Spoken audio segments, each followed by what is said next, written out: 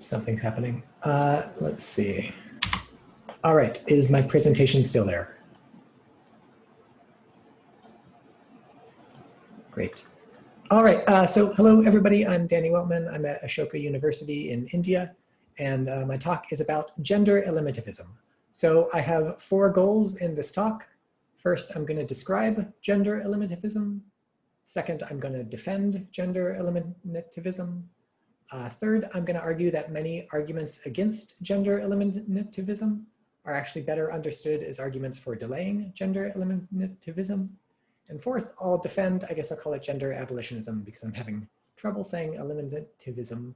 I'll defend gender abolitionism against the charge that it's objectionably utopian. So first, what is gender abolitionism? So it's the view that there should not be genders. We can also call it gender eliminativism, abolitionism. I'm using them as synonyms. It's important not to confuse this with another idea that we could call gender eliminativism, which is that there are no genders. So the analogous view in the philosophy of race, known as racial eliminativism, or more commonly racial abolitionism, is the view that races do not exist. So that's not the kind of abolitionism I'm defending in this talk.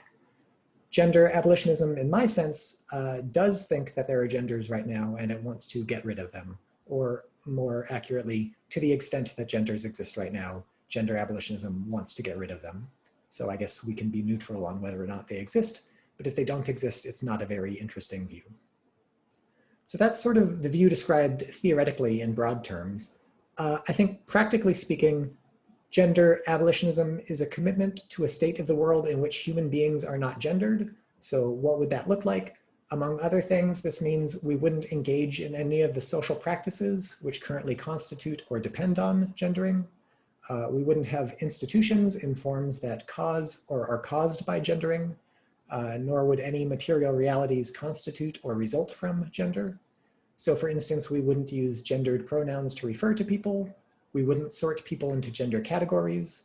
Laws wouldn't treat people differently on the basis of their genders. We wouldn't attach systemic social meaning to any differences between the sexes to the extent any differences exist. We wouldn't socialize children to behave in certain ways on the basis of their gender or the genders of others. We wouldn't expect people to act in certain ways on the basis of their gender. We wouldn't host gender reveal parties that set most of California on fire and things like that. So those are just sort of example features of a world without gender. I provide them to sort of illustrate the idea. The details of gender eliminativism or gender abolitionism will depend on which theory of gender that you have. And so it might sound weird that I'm describing the view without committing to a view about what gender is. And this is because I think abolitionism can be agnostic about what gender is. If, for instance, gender is purely some sort of social construction, I don't think it's too hard to see what gender abolitionism would entail at a high level. It would just mean changing our social world in certain ways. You might think that abolitionism is impossible if gender is dependent at all on biological features, like the possibility of some people to become pregnant. But even someone who has like a very biological essentialist theory of gender, I think can endorse gender abolitionism, at least in principle.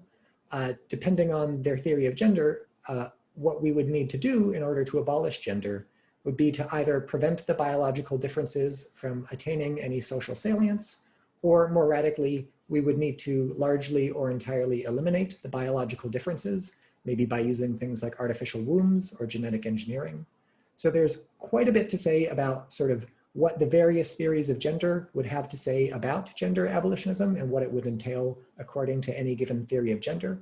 But these are sort of they're almost entirely metaphysical questions and things like this, rather than directly political ones of the sort that I'll be talking about in this talk. And so this isn't my main focus, this sort of part 1, what is gender eliminativism? I'm very happy to talk about this in Q&A, but I figured we're at Mancept, so maybe focus more on the ethical and political arguments for abolitionism. And I think to understand it, it's helpful to draw analogies between gender abolitionism and other kinds of abolitionism, like caste abolitionism, which is the view that there should be no caste. Again, though I'm just not going to go into the sort of details about the analogies we might draw or the metaphysics of this, what the view entails. Instead, I'm going to move to part 2 of the talk, which is an argument for why we should abolish gender. So why should we abolish gender? I'm going to describe the argument in 2 ways, one more radical and one less radical. So sort of like Ace's talk yesterday or the day before. The first more radical way is to say that gender is inevitably oppressive. And the second less radical way of putting the argument is that gender is not worth the price we pay to have it or to keep it. So what's the first way of putting the argument? So I say that gender is oppressive and oppression without sufficient reason is objectionable and ought to be remedied if possible. So I think gender is oppressive because all social norms are oppressive. And when I talk about oppression, I mean it in a broad sense and in a narrow sense.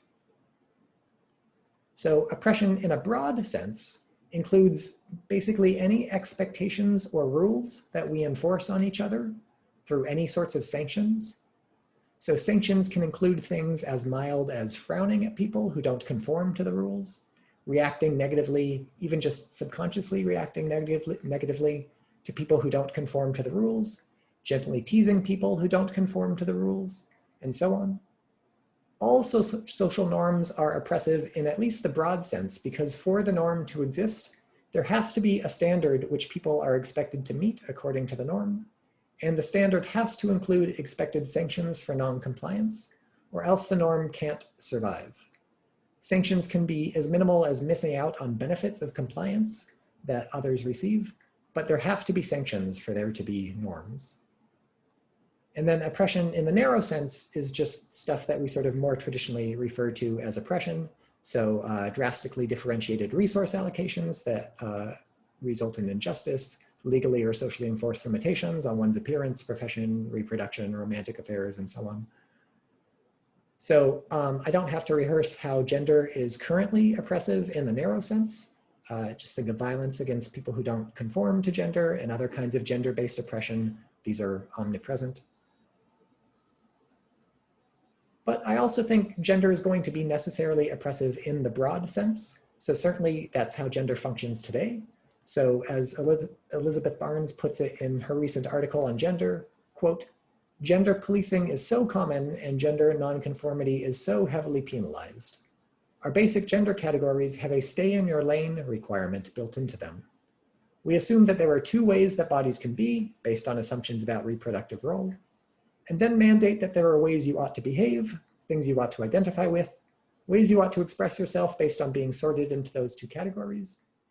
If we think you're trying to occupy the wrong social position, or we can't figure out what social position we think you ought to occupy, the social penalties are often severe," end quote. And I think even when the penalties are not severe, they are still penalties. There can't be gender without penalties, because gender tells us how to act and tells others how to act towards us. If we follow the rules and there are no rewards, or if we break the rules and there are no penalties, there's really no sense in which the rules apply to us at all. So if you think we could have gender without penalties for non-compliance, and so without oppression, at least in the broad sense, consider the example of gender prime, which is a system of norms I'm inventing right now to illustrate the point I'm making. So gender prime norms are like gender norms. They're rules about, well, they're whatever you think gender norms are. They're like whatever you think gender norms are. So for instance, they're rules about how people are supposed to look and act on the basis of their sex or whatever. But the rules of gender prime are very different from those of gender. It doesn't matter what the rules are, except that they tell us to do things that are very different from what we're currently doing. We're all gender prime nonconformists. We don't suffer any penalties for gender prime nonconformity though.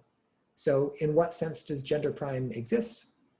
I don't think that gender prime is real in the same way that gender is real, however you think gender is real. I don't think that we have gender prime in the way that we have gender, or that I have a gender prime in the way that I have a gender. Why don't I have a gender prime? The metaphysical details are going to depend on what theory of gender you have and how you think people get genders. But fill in your favorite account and I think you'll get the desired result, which is at least unless and until we enforce gender prime norms with penalties for nonconformity, gender prime effectively doesn't exist. Nobody has a gender prime.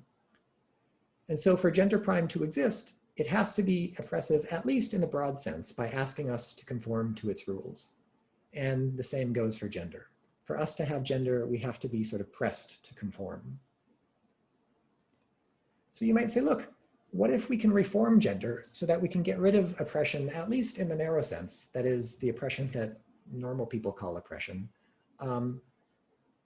and take, for instance, a view like Haslanger's. So she thinks it's impossible to reform existing genders to get rid of oppression. She thinks that the way we should understand man and woman, these already build in the notion of oppression, such that if gender were reformed to eliminate oppression in the narrow sense, we'd have to get rid of women and men.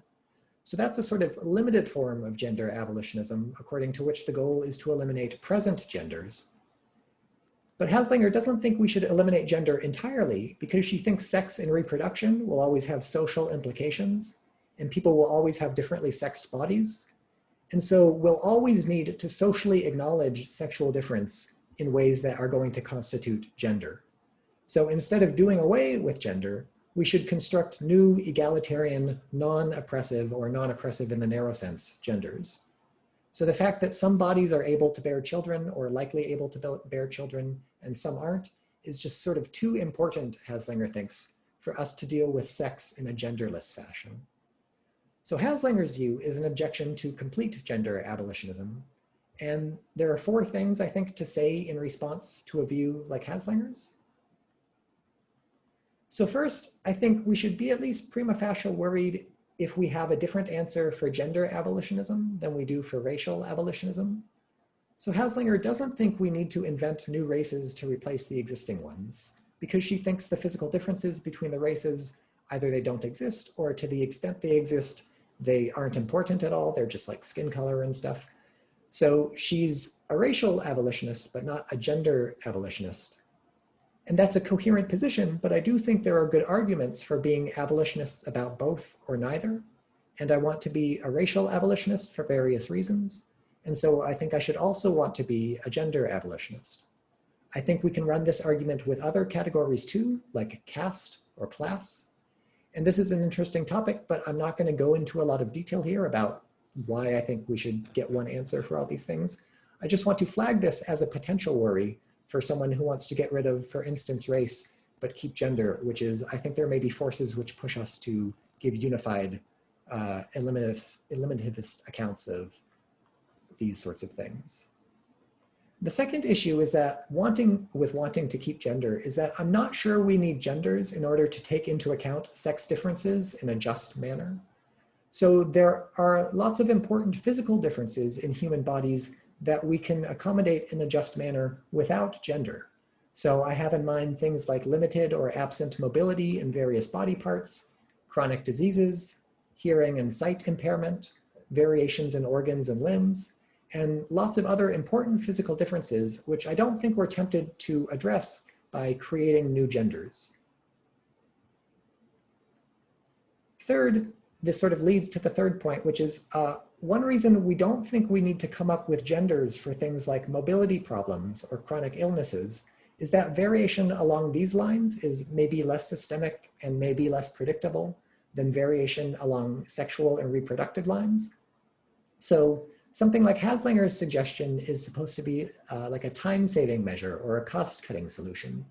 Because we think some people are much more likely to get pregnant than other people, we lump all the likely pregnant people into one or more genders, and then we lump people who are not likely to gestate into one or more other genders. So for this to be a good argument, it has to be true that genders are a good time-saving measure or cost-cutting solution. And that's an empirical claim, and it's not obvious to me that we should sort of immediately grant the empirical claim. So of course, the details are going to depend on the future genders that we construct. But in this hypothetical future society that we're imagining, in which they do public policy and healthcare and other things partially on the basis of gender and statistics about gender, it's got to be the case for Haslanger's argument to work that there aren't equally good or better gender-neutral ways of handling questions of public policy and so on. Since we're imagining future societies very different from ours, I think sort of bland philosophical hypothesizing kind of gives out at this point. We have to actually sit down and start like designing what the society would look like, not in the science fiction sense of this, what would it look like, but like in a way that's informed by empirical science. And then we'd have to, after doing this, reach some sort of conclusion about whether we or they would want to use gender to structure this society. And I'd be lying if I said I'd done this, but I think this is just because nobody has done this. It's sort of effectively impossible. We need to know more about the future society than we can in principle know in order to figure out how it should be designing its institutions and whether it should be using gender for these reasons. So my argument here is sort of a very tentative one. I think we should be at least very cautious about planting our flag right now and saying, we will always absolutely necessarily need gender in any possible society in order to sort of save time and cut costs with respect to gestation and other public health interests like this. And so that leads us to the fourth objection, which is that we can grant, for the sake of the argument, that in order to accomplish the time saving or cost cutting that Haslinger is talking about, we're going to need some genders. And then the question is, look, for any time saving or cost cutting measure that we come up with, we have to look at what we're paying in order to save time or how much we save by cutting the costs. And my suggestion is that having any genders at all for the sake of managing how we deal with sex and reproduction is going to be too high a price given everything else that's going to come along with gender. So gender has to be something more than merely having a body that's more likely than average to become pregnant. So it has to be at least a bit more sort of fleshed out in terms of a set of social positions and norms that apply to these social positions and expectations that apply to people who occupy these positions. So for instance, someone who has gone through puberty is more likely to become pregnant than someone who is not, but prepubescence and postpubescence can't be our two genders unless we start to add some extra social norms about how prepubescent and postpubescent people should be behaving and things like this. And then once we add the social norms, we bring in oppression in the broad sense, at least. Once we start building gender identities on top of systemic differences in someone's role in reproduction, we bring back sort of the necessity of oppression in the broad sense and potentially even in the narrow sense. And so we have to imagine this future society with future genders and ask not just how much benefit they get by having more efficient healthcare or something like this when it comes to pregnancy, but also how much they lose by oppressing each other in the broad sense with these gender norms. And I'm just skeptical that they're going to gain more than they lose. So the challenge to someone like Haslinger is to sketch a world with gender and with social norms and the penalties that come with violating the social norms, and show us how this world is better than a world without the norms and penalties. I think very few are tempted to come up with a sketch like this for something like caste or class. And so I think we should be equally unwilling to come up with a sketch like this for gender. And so that way of describing things sort of brings us to the second way of putting my main point in this section, which is that gender is not worth the price we have to pay for it. So even the most hopeful theory of gender, which is Haslinger's from the point of view of abolitionism, has to come with oppression, at least in the broad sense. And I think that's going to be too high a price to pay for what we get with gender. And so that's the response to a view like Haslinger's, which accepts abolitionism about present genders, man and woman, and so on, but which wants to keep the gender like system more broadly. If we look at less radical views, which want to keep not just gender, but the specific genders that we have right now, I think those views inherit all the problems with Haslinger's and none of the benefits. So attempting to reform existing genders so that they no longer entail oppression is obviously an uphill battle, so nobody needs to be reminded of how hard it is to reform gender. The question is whether it's possible and desirable to reform gender compared to the alternative, which is getting rid of gender entirely. And for the same reasons I noted above, in response to views like Haslinger's, I think the answer is no, we should prefer to eliminate gender. So anyone with a less revisionary concept of gender than Haslinger's, I think, doesn't have much hope of resisting gender abolitionism either. So the argument is, any way we look at it, gender is going to entail oppression. And the oppression is going to be worse than the benefits that we get from gender. And so we shouldn't have gender, or in other words, we should be gender abolitionists. So now we're moving to the third part of the talk, which is I'm going to describe 5 arguments you might have against gender abolitionism and suggest that these arguments are actually arguments for delaying rather than abandoning gender abolitionism. So the first argument is many oppressed people have identities that are tied up with gender, and eliminating gender will in many cases harm these people. But we want to avoid harming oppressed people, obviously. So we should not eliminate gender. For instance, there are many transgender people for whom their gender is an important part of their identity. It would be perverse to eliminate gender for the sake of reducing oppression if this would harm people who are already oppressed in lots of ways, like many transgender people. And the same is, of course, true for many oppressed cisgender people for whom their gender identity is important. And so I think this is just an argument against gender abolitionism while there are oppressed people for whom gender is an important part of their identity. It's no argument against gender abolitionism in a situation in which there are no such people. And there are at least 2 ways to reach a future like this. So we could eliminate the relevant oppression, or we could make it the case that gender is not a crucial part of people's identities by developing alternate ways of understanding our identities which don't rely on gender. So I can be neutral between these 2 options since it's not important to my argument like how we get here. It's only important that it's sort of a possibility. If one thinks that one route or another is more plausible, then of course you'll want to endorse that route, or maybe we do both at once. But the broader point is that this is an argument against gender abolitionism only in our current world, not in a possible world which lacks either our current oppression or our current reliance on gender in the construction of our identities. So a second argument against gender abolitionism is that we need gender concepts in order to combat existing oppression. So lots of people argue that we need the concept woman, for instance, in order to combat the oppression of women.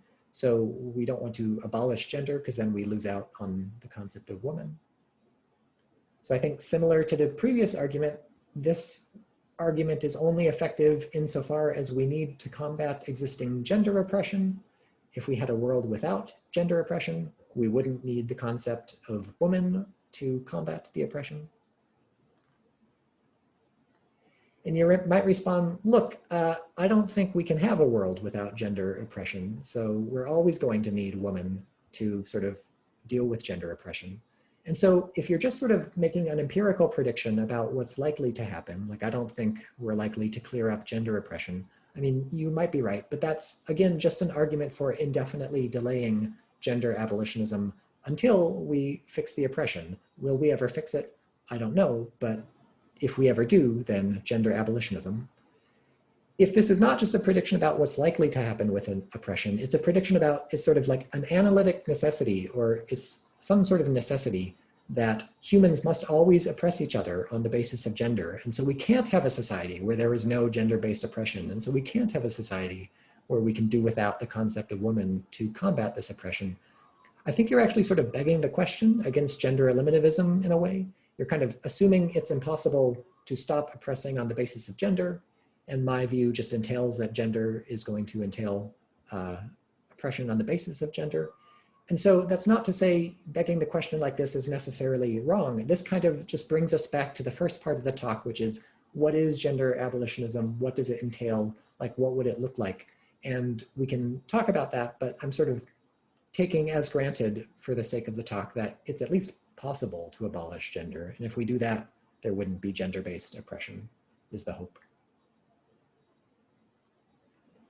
So a third argument, a similar argument, is that gender eliminativism is not pragmatic for lots of reasons, especially the fact that ordinary people don't find it very convincing. So people use this argument against Haslinger, for instance. She wants to get rid of women. And if you say that to normal people, that's bad news. And the response is that, look, that's an argument for delaying gender abolitionism until a more pragmatic time, and for working towards a world in which gender abolitionism is more pragmatic than it currently is. Fourth, you might think, look, We can't eliminate gender because this requires resources or technology that we don't have. So the specifics of this will depend on your theory of gender. If you have a social constructionist theory of gender, you might say gender is constituted by certain social structures which create and sustain domination and stratification. And we can't alleviate this domination and stratification without resources we don't have, maybe conceptual, maybe physical resources, maybe both. A biological essentialist theory of gender might say that gender is constituted by sexual differences between humans, and we can't get rid of those, so there's just no hope for gender abolitionism. Again, though, I think this is just an argument for delaying abolitionism until we have the required resources or technology. So for instance, people like Firestone have argued that women's liberation will depend on technologies like the artificial womb, which will free women from the inequalities which come from childbearing. Or even more drastically, you might think we have to genetically modify humans so that we're no longer sexually dimorphic in ways that give rise to gender. Much less drastically, you might think that equality and so gender abolitionism rely substantially on technologies like effective and accessible birth control, without which we won't be able to eliminate socially significant differentiation between certain groups of people. And so again, these are all just arguments for delaying abolitionism until we have the necessary technology and resources. Analogously, a classless society may require certain resources or technology that didn't exist until capitalism developed them, but that was only ever an argument for delaying communism, not an argument against adopting communism in the future, or in this case, adopting communism now that we have the necessary things. And so finally, you might offer sort of a more sophisticated version of a lot of the earlier objections by citing something like Jenkins' theory of gender identity, according to which someone has a gender identity if they have a certain sort of internal map. Gender abolitionism seems like we should try to burn these maps, and that sounds perverse because of how important these gender identities are to so many of us. And so in response to this sort of developed objection, I think there's three things to recognize. So first, these identities are important. These identities are important in our current context, but that's not to say that the identities must be important.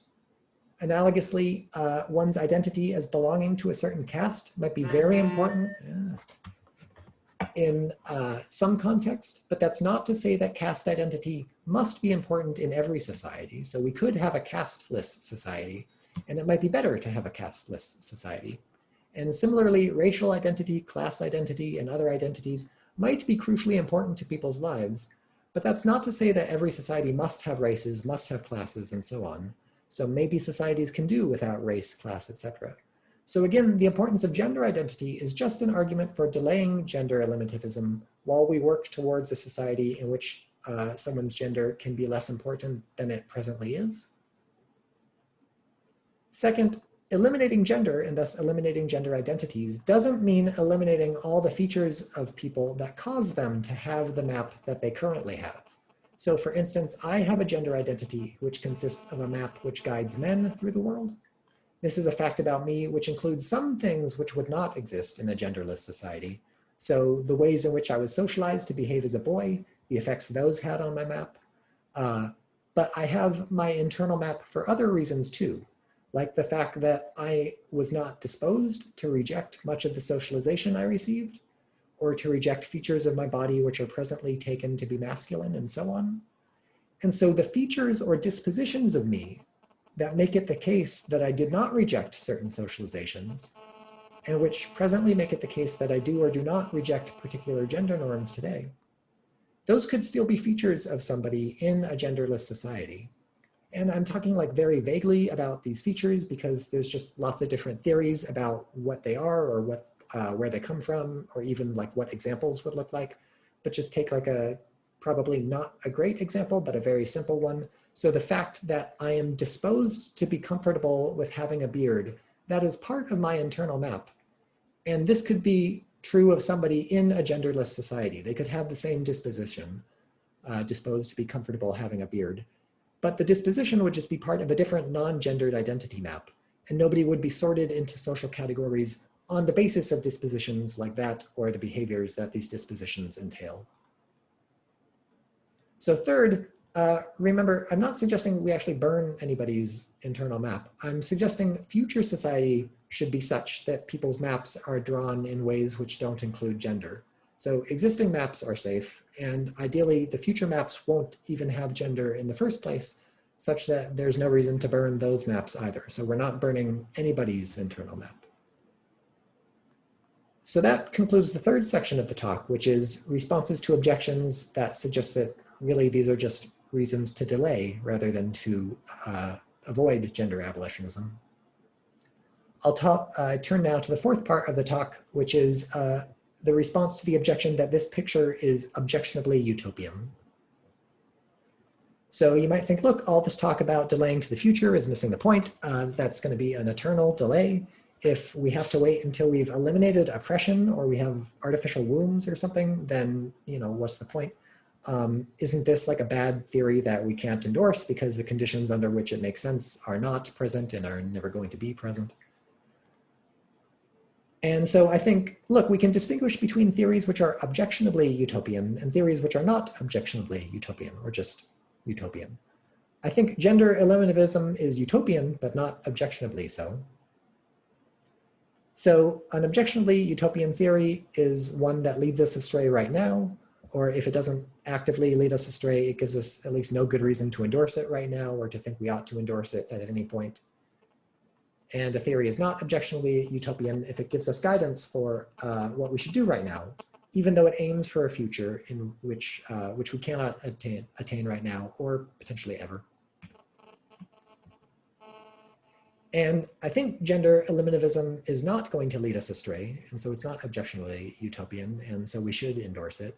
So for instance, it follows kind of just analytically from how I've set things up that reducing gender oppression is headed in the direction of gender eliminativism, because I think gender is necessarily oppressive in the broad sense at least. And so gender abolitionism tells us to eliminate gender oppression, and that's obviously a very good goal to have right now. And I think there are other more specific policy proposals that gender abolitionism can sort of suggest and support today. So for instance, I think greater acceptance of more genders beyond the man-woman binary is something that gender abolitionism can embrace, because a proliferation of genders can be a step towards the eventual elimination of gender.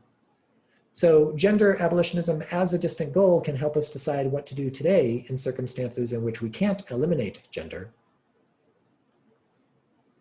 And there are, I think, ways to misunderstand gender abolitionism which would make it a bad goal to have right now. So one way is to see gender abolitionism as the gender equivalent of what's known, at least in America, as colorblindness, which is the idea that the best way to deal with racism is to stop thinking about race, stop using race in public policy and stuff like that. So that is wrong, because the only hope of remedying deep systemic racial injustice is through deep systemic changes which are cognizant of and developed in light of race. And so similarly, ignoring gender would be disastrous as a policy to adopt from the point of view of gender abolitionism, because gender oppression is so widespread, and ignoring gender would just sort of let the patriarchal status quo persist and worsen. And so you might mistakenly think that gender abolitionism is an argument for ignoring gender in the present, but it's not at all an argument for that.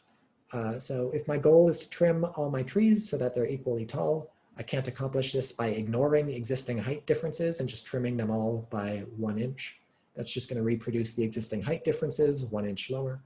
So if my goal is to eliminate gender, I can't do this by ignoring gender and treating everybody equally or something like this. That's just going to further reproduce existing inequalities. So of course the gender abolitionist is not opposed to things like preferential treatment of women in certain contexts to remedy injustice and stuff like that. And finally, gender abolitionism definitely doesn't tell us to sort of engage in cultural imperialism, to sort of wipe out various understandings of gender in societies around the world, or sort of kill people who have a gender. And I raise these because I'm not sure if Matthew was here, but these are objections against abolitionism that they raise in an earlier paper. So those would be very, very bad, independent of what they have to do with gender abolitionism, but certainly they wouldn't help move us towards a world without gender. So I think cultural imperialism strengthens rather than weakens the patriarchy. And so if the goal is to eliminate the patriarchy, not to strengthen it, we shouldn't engage in cultural imperialism or things like this. And so to conclude, I think gender abolitionism is an interesting idea. I think it's also compelling because gender is oppressive. Objections which on the surface seem fatal are reasons to delay rather than deny gender abolitionism. And a delayed project, even an eternally delayed project, need not be objectionably utopian. Thank you.